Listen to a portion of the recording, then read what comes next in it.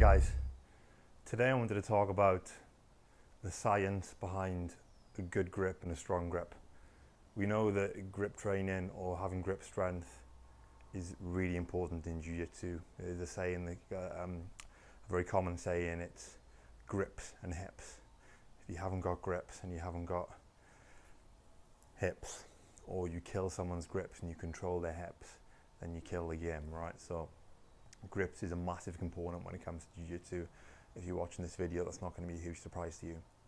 What does surprise me about grip training and grip strength training, and I would put myself firmly in this category, or would have put myself firmly in this category until I actually did some research, is that we tend to do a lot more trial and error kind of strength training for grips as opposed to other parts of the body. So if I was to tell you that for you to develop, or the most optimal way to develop strength for your legs, or for a leg drive motion, extending your legs away from your body, and I said it was, let's pick one exercise and it's squats, and I said to you, okay, you've got to do 3 to 5 reps for 3 to 5 sets. That's the most optimal load and the most optimal, kind of work that you need to do for developing strength. It's not a great surprise, right? It's quite common knowledge. Yet when it comes to grip training, it's typically the advice is hold on to something heavy or hold on to something awkward and hold it for time. And I've fallen into that category for a long time. And I thought to myself, okay, let's actually look at the science behind, what does a strong grip mean, and what does it mean to have a strong grip, or how do you develop a strong grip based on what the research is telling us. And the first thing I think we need to consider is the anatomy of the grips, and more importantly the anatomy of the muscles in the forearm and the tendons coming down into the hand.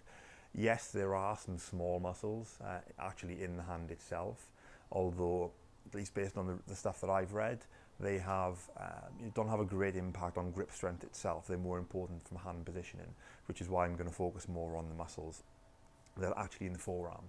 And there are 4 groups of muscles that control the movement of the hand and the position of the hand with the wrist.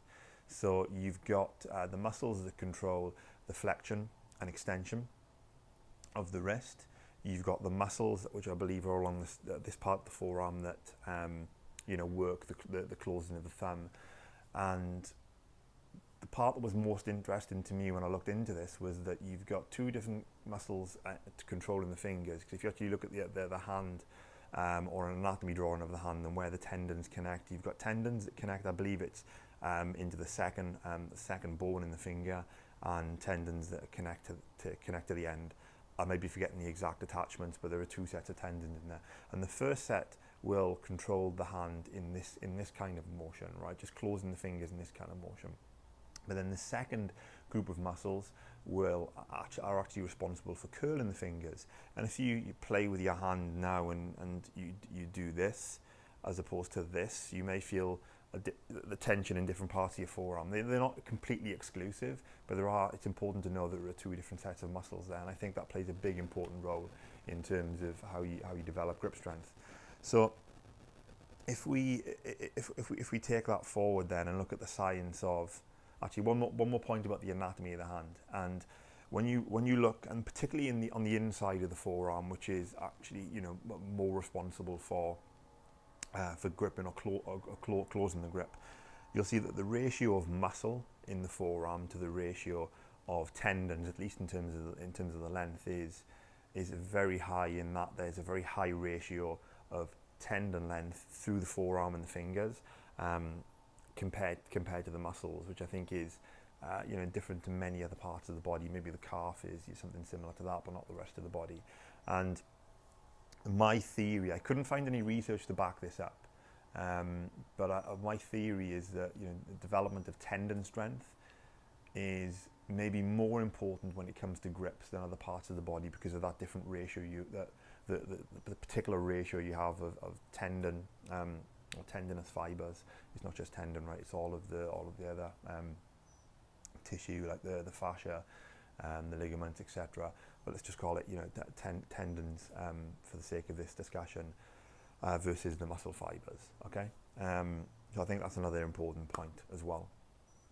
Now, what does the science tell us about actually developing good grip strength? So, and just as a quick note, if you look below this video, there's going to be a link to an article where I'll have more detail about the science and the correct stats, because I'm never very good at remembering all of the specifics.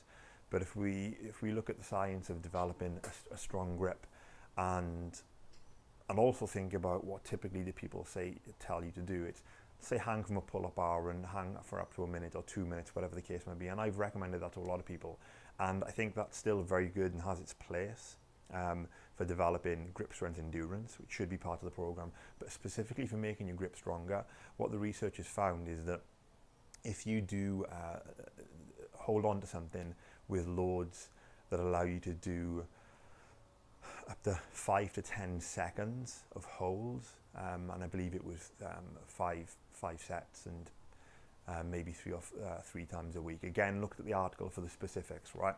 As opposed to holding on to something for 10 seconds, short break, 10 seconds, short break, 10 seconds, short break, which is at sub-maximal loads. The group that held on to something they could only hold on to for about 10 seconds versus repetitions of 10 seconds close to each other had almost double the gains in strength over, I believe it was an 8-week period. Now, the group that did 10 close repetitions, or 10 repetitions and 10 close together, still developed some strength. So that suggests that the grip strength endurance work is still going to make you stronger, but to maximize the amount of strength that you get from your grip, it's those maximal loads that you want to achieve. Now, if you also think about strengthening the tendons, what the research tells us is it's the improvement in tendon strength and changes to the fibers is all to do with intensity, and that's intensity in terms of the load that you're carrying. And what it tells us is it ranging between 3 to I believe it's up to 15 seconds. It depends on which studies that you look at. Is the time you want to be holding on to something for that high intensity loading to develop a lot of strength in the tendons as well. So it couples very closely with the other research. So I think when you're talking about developing strength in the grips, you want to be looking to do something that's between 3 and 15 seconds. Once you can do 15 seconds comfortably, then it's probably not going to be enough for you to continue to develop strength. And again, this is all summarized in the article, right? So I know I'm throwing a lot of stuff to you, and I will get to some exercises very, very quickly, or very, very soon, sorry. But the one other thing to consider is that because tendons don't have a direct blood flow to them, the ability for the body to get nutrients and the ability for those tendons to grow, adapt and recover is much, much slower than the muscles in the body.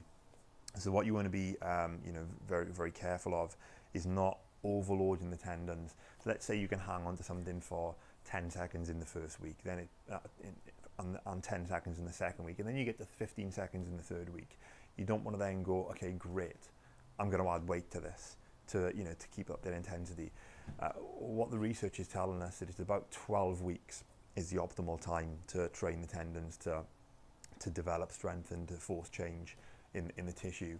So my recommendation for these kind of exercises, and this is going to sound maybe contradictory to a lot of the stuff that you would have heard before, is to keep the same load for a 12-week period, break, and then go into another 12-week cycle before you start adding more loads. And there's always a tendency to go, yeah, I can hit that rep, I can hit that time, and I'm going to keep pushing the intensity.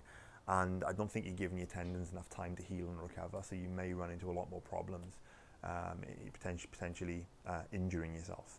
And you probably want to do that for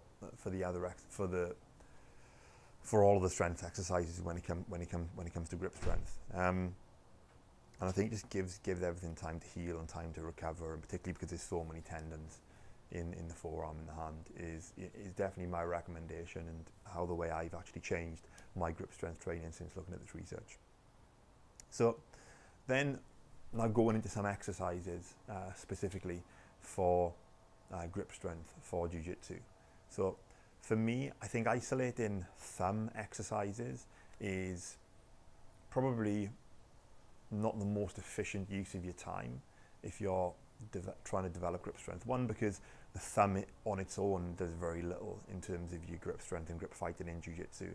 And if you're doing certain exercises and the right exercises closing the hand, I think that's going to give enough strength development. So what you want to think about doing is having one exercise that's going to help you with the flexion and extension of the hand in relation to the forearm.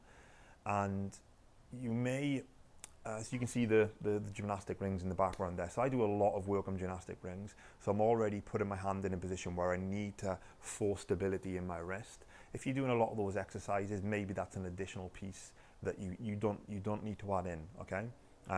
But you need to have it somewhere in your strength training to make sure that you've got good strength and can maintain your wrist in the right position.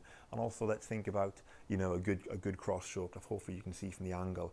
I don't cross choke someone with my forearm like this. I cross choke someone with my wrist. I'm exaggerating because I'm not holding a gi. So I think that's the strength there becomes even more important for jiu-jitsu. So that's one area that you need to work. And my favorite exercise for this is something that I call it a Viking Hold, because it reminds me of a Viking holding a weapon and charging around in battle. So I'm going to get a kettlebell and I'm just going to hold it upside down for time, okay? Because you're constantly fighting the motion of the kettlebell and wanting to go back and forth, right? So for me, that's my favorite exercise if I am working that motion in the hand. Now, the next exercise, and I won't demonstrate it because it's very obvious, is hanging from a pull-up bar. I still think it's one of the best exercises for developing grip strength. And, you know, hang for time, when we talked about, you know, once you can hit 15 seconds, then, you know, in your next training cycle, you want to start adding loads to continue to develop strength. Otherwise, you're developing strength endurance, which does have its place. And, you know, please click on the link and go to the article on the website. And then specifically, I'm going to talk about how you can put all these exercises into a program, including both strength and strength endurance work. Okay. So I think hanging from a pull-up bar is still going to be one of the best exercises. Now, the reason that you want to add something else in addition to hanging from a pull-up bar is, I couldn't find research to back this up, but I feel that when you're hanging from a pull-up bar, you're working a lot more of that motion than you are the tight curling of the fingers. And it's great for forearm strength and hand strength, but I don't think it's really working the fingers to the full extent that you may need for jiu-jitsu, particularly if you're someone that fights spider guard. So what I recommend is that you get, you can actually see it in the background, right? You should be able to see a strip of wood above the door that I will do timed hangs from. And all it is just I've got a piece of wood from a hardware store, and I believe this is about 2.5 centimeters, 1 inch, maybe a little bit lower in thickness. And I've got it with that narrow end on top, right? So it's a very small, hopefully I can demonstrate and you can pick this up on camera. It's a very small surface area for me to grip onto.